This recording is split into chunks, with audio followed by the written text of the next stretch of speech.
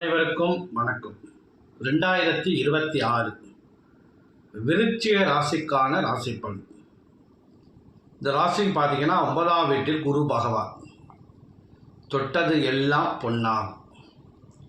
கண்டிப்பாக இந்த ராசிக்காரர்களுக்கு இடம் மாற்றம் உண்டு. வாடகை வீட்டில் இருந்தால் சொந்த வீட்டுக்கு போகிற யோகம் உண்டு.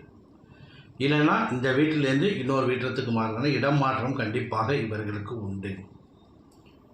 யாருக்கெல்லாம் திருமணம் நடைபெறலை, திருமணம் தடையாக இருக்குது அப்படின்னா இந்த விருச்சிக ராசிக்காரர்களுக்கு 2026 திருமணம் கைகூடும்.